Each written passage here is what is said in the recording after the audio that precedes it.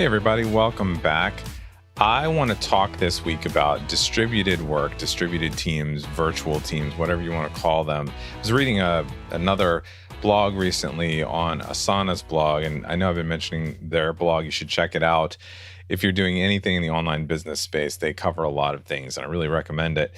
And it got me thinking. It was about distributed teams, it's about remote work, but across cultures. And they're a global company, so they talk about cross-culture stuff. And it got me thinking that, you know what, when the pandemic started, my team was already totally virtual, and we were ready to face the last 2 years. There's been no hiccups really in our last 2 years. And it got me thinking that, you know what, I have a distributed team that's pretty global too. We have people all over the United States. We have people in the Philippines. We have people in Europe that we have worked with. And I wanted to take a moment to share with you some recommendations and some thoughts, because I know a lot of us are now getting back into the office, or we have businesses where we are getting back together in person some. But as we've seen, because of the Great Resignation and people deciding that they may not want to work jobs that they used to work, there are more and more people working remotely now and distributed, and that's just the way it's going to be.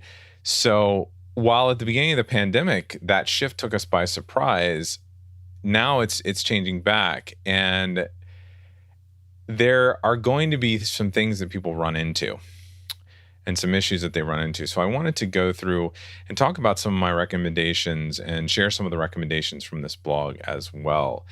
At this point, distributed work, hybrid work, remote work, virtual work are not new concepts. We have tools that we are now used to using, but for a lot of leaders and a lot of organizations, this is going to be a new thing, and they have to start thinking about, well, how do I manage a team? How do I get them to work together? How do I get them to collaborate in this post-pandemic virtual world? So I want to go through some of the things that have worked for us. One of the cool things, though, about managing a globally distributed team, and what I've learned, is there's diversity. Okay, there's perspectives from all over the world. There are different cultures that we can all appreciate and learn from. And one of the things they pointed out in this blog that I thought was really interesting, and I've seen it as well, is that people from different cultures, different places around the world, don't communicate the same way. It's not just about language. It's about how they communicate and the styles they communicate. And you, as a leader of a team, how do you deal with those communication issues across cultures? How do you coordinate things and make sure that nothing falls apart? So here's some of the things that Asana shared in their blog, and I've also seen as well. First of all, you have to start with educating yourself. The most important cross-cultural muscle is to build an actual understanding personally of the culture and the communication styles of the places that your teammates are coming from, that they're working from. You know, I can say that, I live in Orlando, I've lived in Washington, D.C., I've lived in Nashville, I've lived in big cities, and I've also visited big cities, London and Berlin and Paris and Milan and places all around Europe. And I can tell you that in each of these cities, the way people communicate is just different. So you have to learn about those countries, you have to learn about those cultures, learn how people communicate. Read the news from those places where your teammates are located. Keep track of major events that are happening, because you don't know. I know one of our teammates in the Philippines, she's talked about the government and how the government taxes and runs the country, and how she is affected sometimes because she's also a business owner over there. So it's important to know what's going on, and you don't have to be an expert, but just having some awareness of what's going on is great. Now, the biggest thing for us, and we've seen this not only with team members but with clients, is to think about time zones and holidays and things like that. We have teammates in Asia and Western Asia, and we have clients in Australia and Taiwan, and we have clients in Europe, and we have clients here in North America. And some of those places, Asia and Australia, they're a day ahead. They're a day ahead of where we are. So we have to think about, well, are we scheduling a meeting that's in the middle of the night for someone?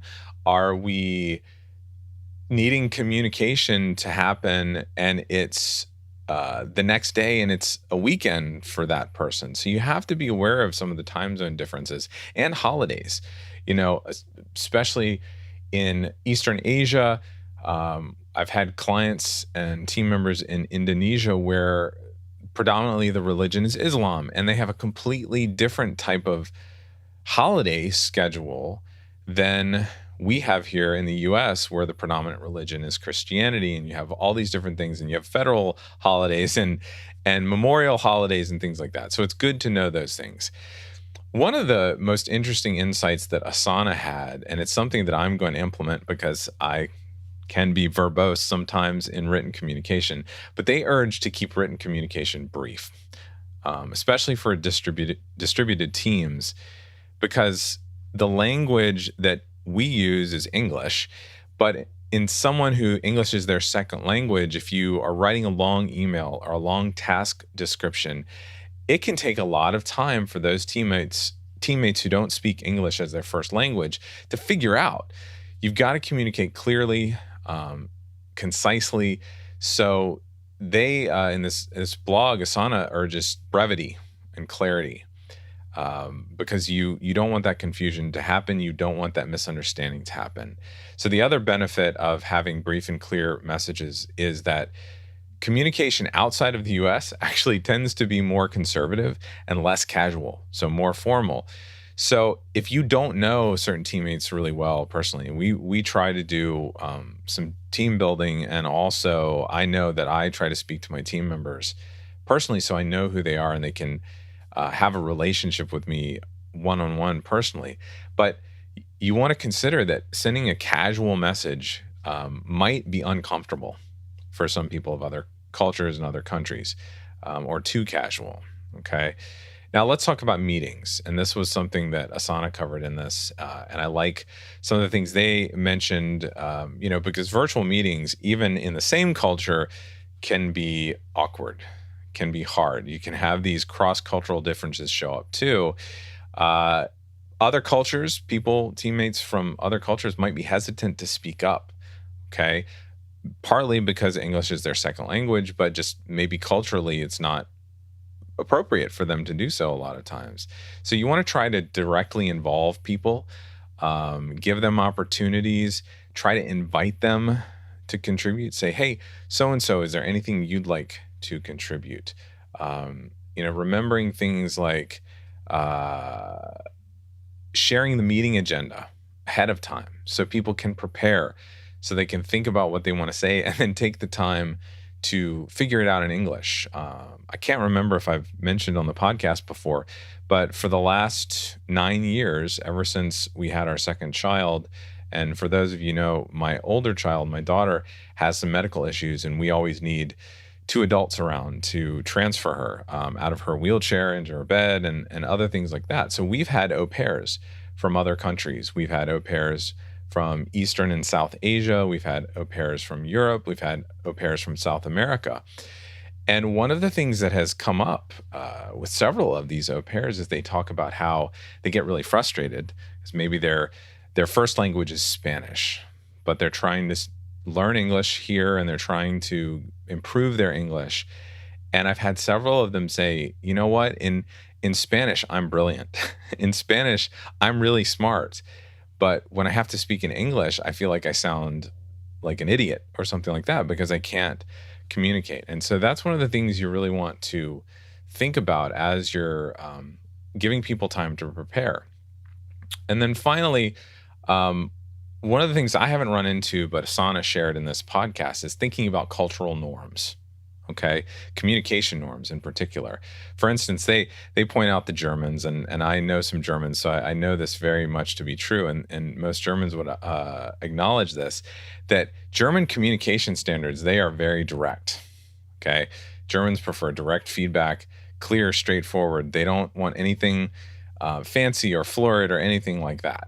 Now, team members in Asia, for instance, they might be less inclined to provide feedback because in their culture, those behaviors of speaking up, sharing their thoughts, sharing feedback are not the norm in some Asian cultures. So you have to be very aware of that.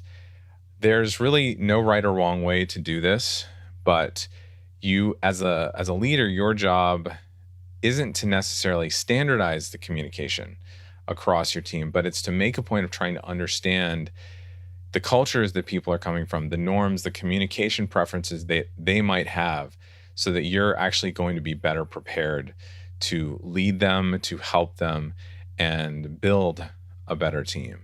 So hopefully you enjoyed this episode. Please give me feedback if you like me sharing some of these insights that are outside the podcast realm, but related to any business, and giving you some of my experiences from running a team like this that's virtual and distributed, and running a business now that's been going on for over 10 years, an agency that involves clients from around the world. I would love to share them. Let me know some of the questions you have, and I'm happy to answer them. I'll answer them right here on the podcast. So thanks again for joining me today, and I will see you next week.